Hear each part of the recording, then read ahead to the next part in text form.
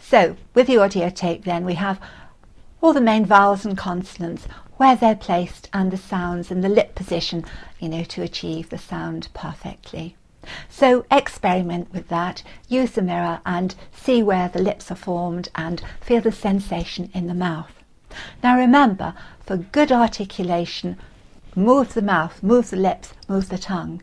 And of course, a face that's not mobile, a face with a mouth and a stiff jaw, won't be easy for the listener to understand, because when we do look at a speaker, we notice the movement of the mouth and we try to predetermine what the next sound is. So lips, movement of the face is so important.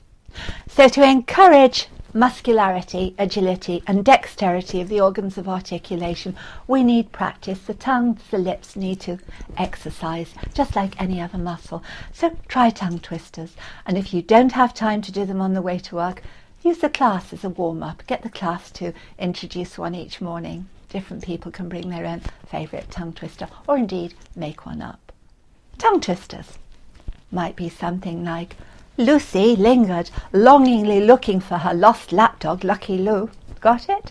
Lucy lingered, longingly looking for her lost lapdog, Lucky Lou. Lots of L sounds there, but great exercise. Another short one. Reading and writing are richly rewarded. Reading and writing are richly rewarded. And really feel the movement there. When you're confident with short ones, try something more ambitious. To sit in solemn silence in a deep dark dock, in a pestilential prison with a lifelong lock, awaiting the sensation of a short sharp shock from a cheap and chippy chopper on a big black block. So you've moved on to something stronger. Or you may feel confident enough to tackle a lovely one if you find that you're whistling the S's. So Celia's sister is Susan. Susan is sister to Cis. Cicely's sisters are Susan and Celia. Celia's Susan and Cis. That's great fun. So just have fun with tongue twisters. Now, tongue twisters are fun. They're great and really help the agility. But of course, they have no meaning behind them. We can just say them without worrying about how the meaning is coming across to the listener.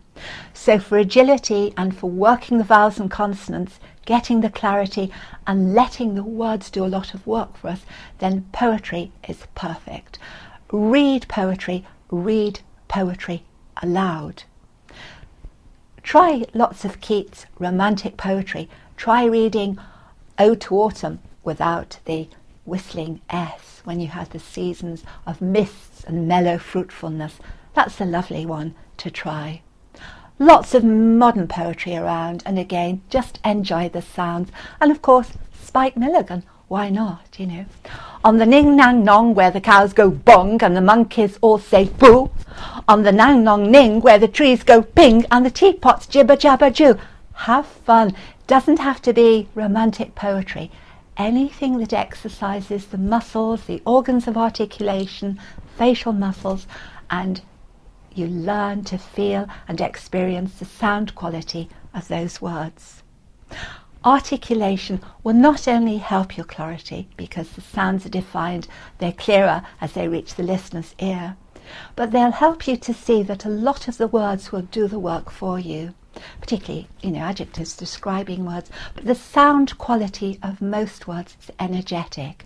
And if they're articulated, then you'll find your voice doesn't have to do a lot of work to get the meaning across to the listener in a lively and colourful fashion.